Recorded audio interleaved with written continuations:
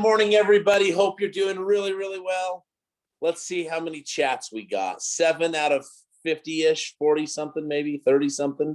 It's okay. We could do better for sure. Oh, there we go. A couple other people. That's excellent. I'm like Mr. Rogers right now, putting on my suit coat. I'm going to sit down and get my shoes, my new loafer shoes on, and sing you all a song. Just kidding. I hope you're laughing. Hey, good morning, guys. It's awesome to be with you today. My voice is a little raspy, I have to be honest. I went to the Jazz game last night. It was incredible. I know some of you in the California market may not feel the same way that I do if you're Clippers fans. I don't know. Maybe you're huge Lakers fans and you hate the Clippers. But the Jazz won, and it was amazing. So it was a fun game. Hey, guys, so I'm so excited to be with you today.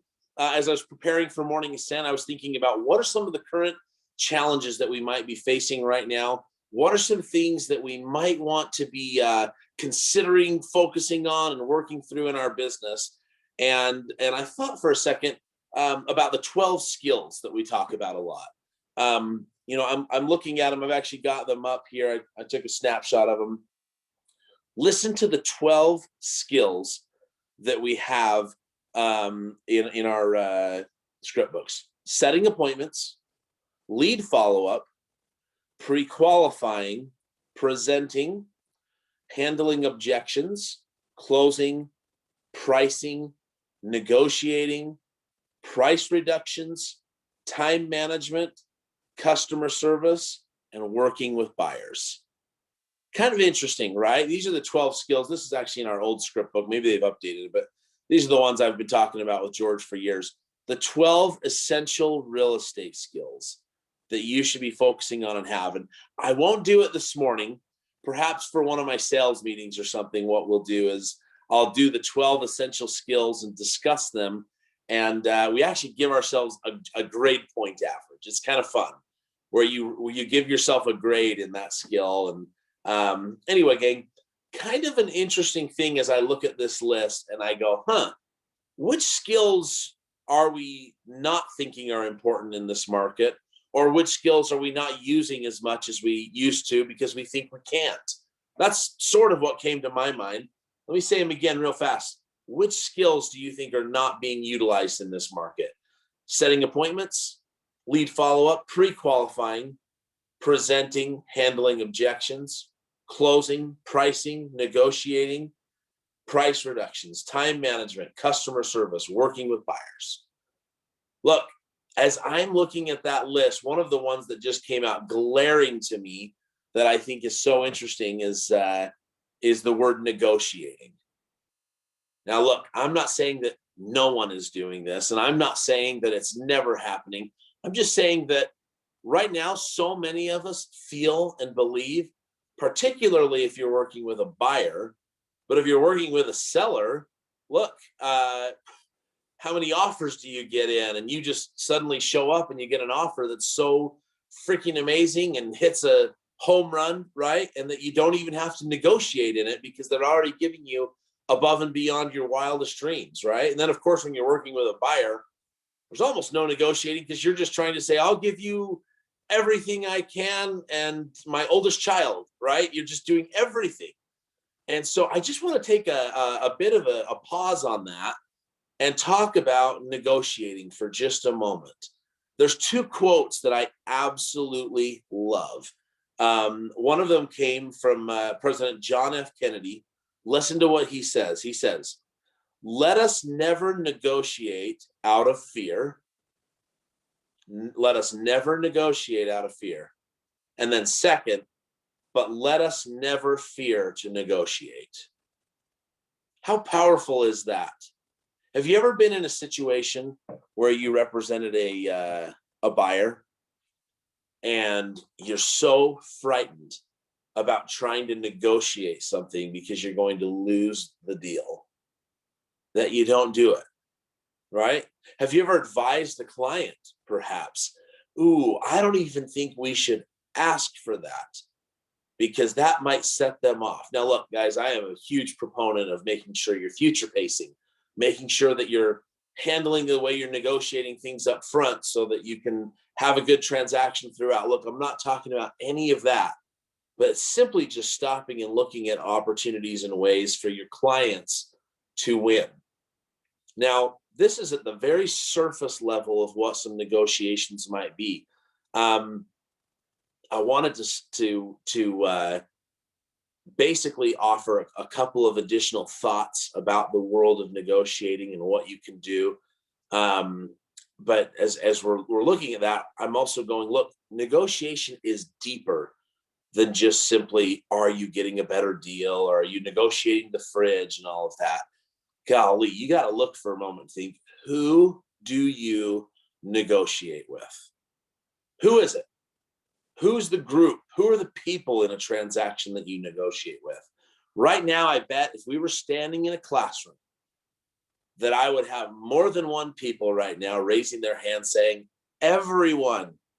We negotiate with everyone. And it's true, isn't it? Think about all the players involved in a transaction. Okay. If I miss one, put it up in the chat line. You've got a buyer. You've got a seller. You've got a real estate agent. You've got sometimes a real estate assistant. You've got brokers involved. You've got title and escrow involved, mortgage lenders involved, home warranty companies involved, parents and friends sometimes involved. And then, of course, yourself.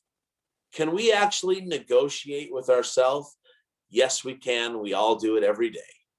You're negotiating, you're making deal, you're making concessions, right? It's happening every day, and that's okay. So as we're looking at this and we're looking at all the different players involved, are there different negotiations that we can do that? Thank you, Brenda Lee. Inspectors, I can't believe I didn't say that. Maybe I did. And appraisers, good. Yes, inspectors and appraisers. Holy cow, huge. Can you negotiate? So guys, I basically have 2 points today that I want to work through with you that I think are essential. It might actually be kind of 2.5, 3, but just a couple of things that I've learned over in the world of negotiation. You know what? I'm not going to be like George and tell you there's 5 and say 3, or tell you there's 3 and do 5. I'm just going to tell you right now. I have a few points that I think are essential because I've got a few written down, but there's actually a couple more that I know I want to add. Number 1, negotiation is a skill. It's a skill that you can learn. It's a skill that you can study. Think about that for a moment. There are volumes of books this thick, right, that you can buy all about negotiation. So ask yourself the question, what are my philosophies surrounding negotiation? What are just keep filling in the blank on that. What are my philosophies? Next, ask yourself, what are my skill sets? How would you grade yourself in the world of negotiating? And then just, you're establishing what it is by your philosophy. Are you doing it, and how well do you do that? And then look, just take some time to acknowledge that. And then, of course, so the two main points within that I want to hit that I believe help toward a successful negotiation. And some of these things are funny because you have to find the right balance. They actually can kind of sound almost counterintuitive or almost like they are at odds with each other. But they are, number 1, remaining unattached to the outcome. By number 2, future pacing. 2 different things in 2 different worlds, but let's talk about that for a moment. Your job as an agent, one of them, right? Actually, the 4 things we talk about all the time. Number 1, consult and advise. Number 2, market and expose. Number 3, negotiate. And number 4, oversee the transaction.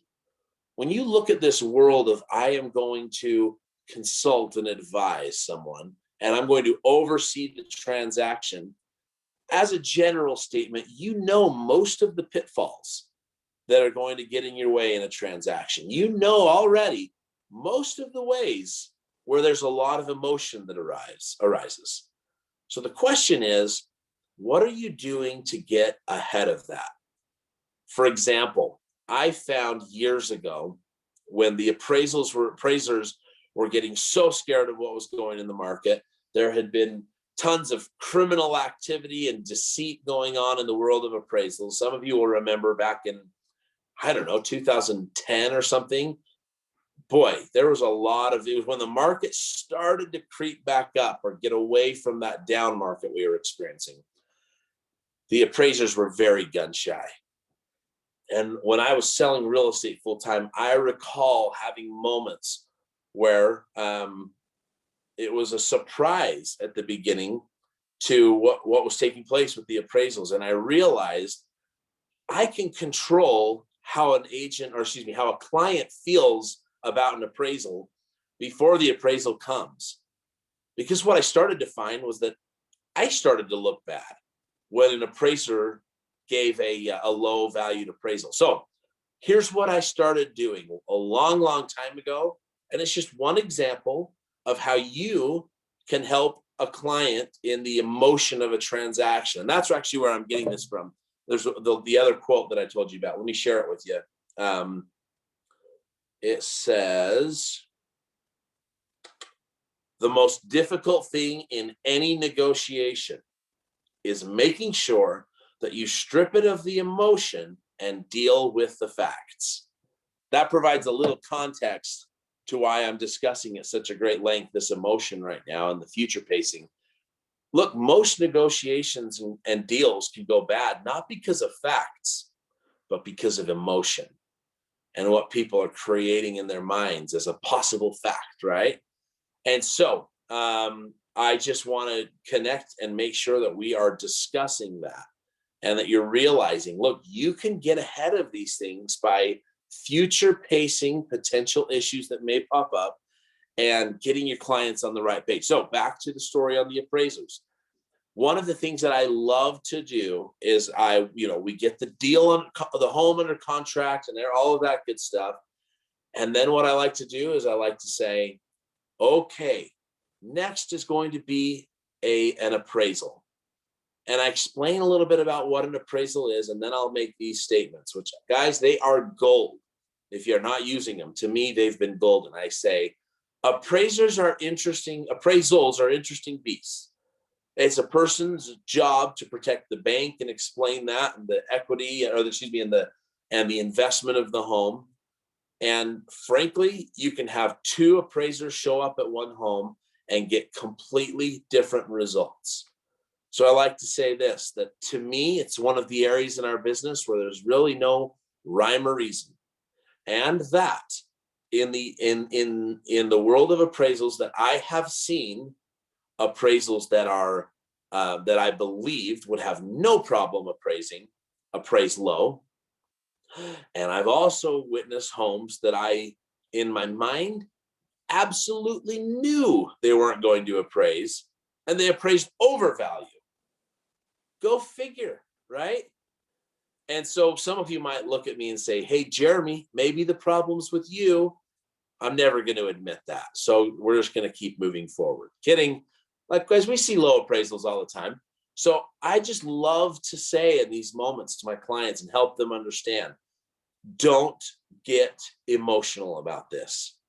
The appraisal is part of the gig. Let's expect. So what I'm doing here is I'm future pacing a potential issue that may come up in the transaction so that when it does, they're not surprised. My clients are never surprised if a low appraisal shows up. Even if it shouldn't, they are never surprised because I have set the expectation that it's a very real possibility. And when it all works out, everyone's thrilled and excited. Now, look, this isn't a class on how we can make sure we get great appraisals or anything. I know there's a lot of great information we could talk about there, but the reality is we know it happens. And that's just one example. So think of all the other challenges. If I was in a classroom, I'd love to be writing them on a whiteboard right now and saying, what are all the other challenges that may come up in a transaction or that come up regularly, right?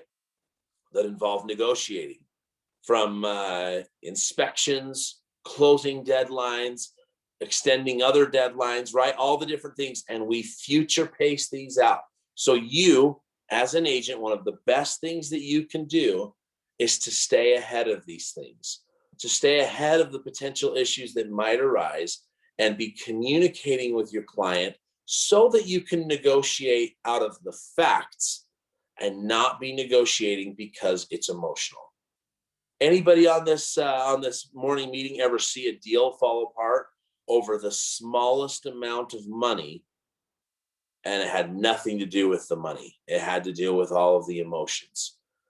Look, as someone who's been managing and owner of a brokerage and all of those things for, gosh, let me think here, 13, 14 years, I have been engaged either directly or indirectly with thousands and thousands of real estate transactions. And it is remarkable to see how emotions can take control of a deal. And now here's what's so interesting. I saw somebody was putting up on the screen, it's hard because they are emotionally charged people. Look, your job as an agent is to not add to the emotion of a circumstance, right? Even though you might feel that way.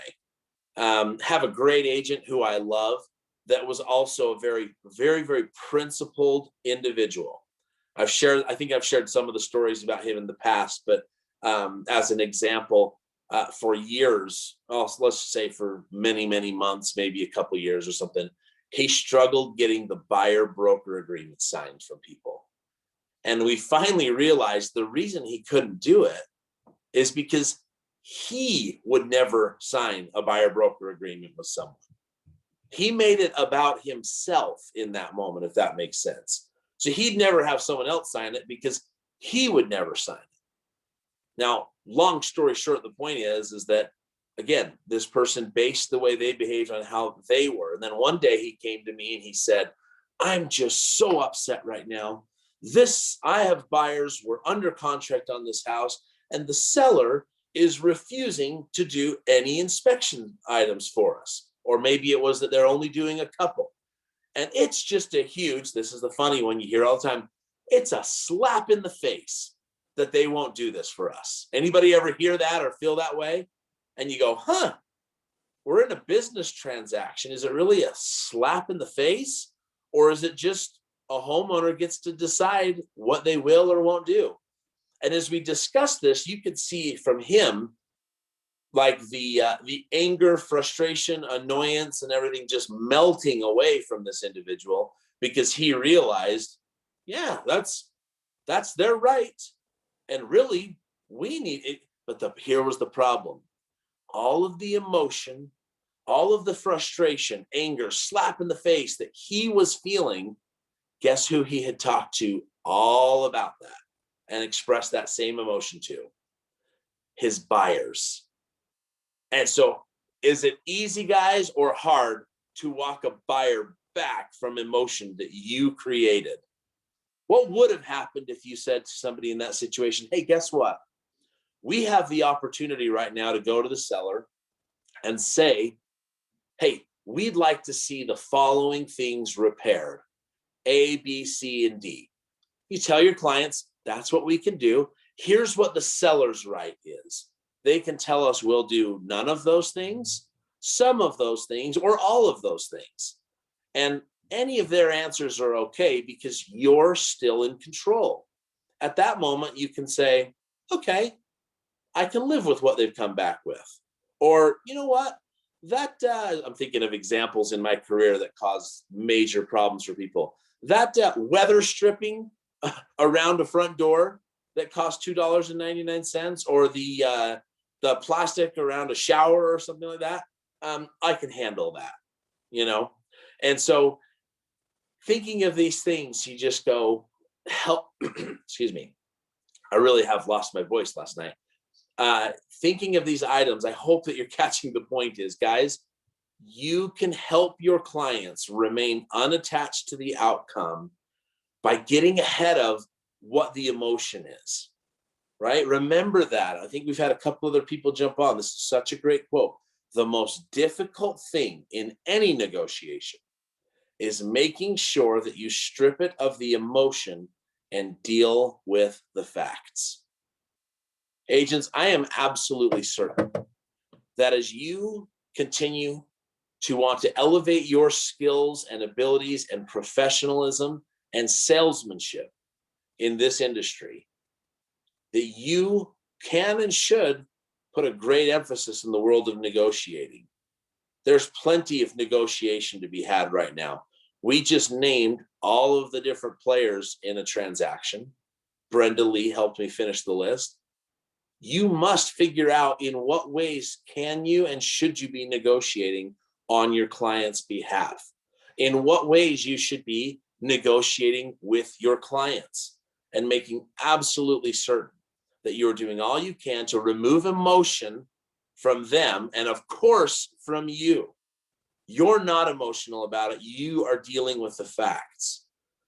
And then, of course, it gives you the power and strength to be able to put more deals together, to be able to hold the emotion aside. I'm not saying it won't get emotional. I'm not saying there won't be times when you're not going to be like a therapist to your clients. All of that stuff is still going to happen. But one thing you will do is you will keep more transactions together. And that I promise. Agents, and I know that that's one of the main things you want to see happen, right? So guys, get yourselves committed to becoming a better negotiator. Get yourselves committed to understanding what negotiating is, and take a few moments when you're writing in your journal and working on your business, right? Not inside, but working on who you are, what your business is all about, and figuring out what are some areas I can elevate my game in the world of negotiating. And here's what's great. You'll see awesome things happen. I promise you will. All right, guys. Happy Friday to you. Look, it's early. Get out there and connect with some people. If you look outside your window right now, no matter where you are, there are people and homes and places and individuals that need your leadership. All you have to do is go find them. All you have to do is go find them. So take some time today to find those people that want to engage in a real estate transaction and help them negotiate through the process. It's been awesome to be with you today. Let's close up with some affirmations.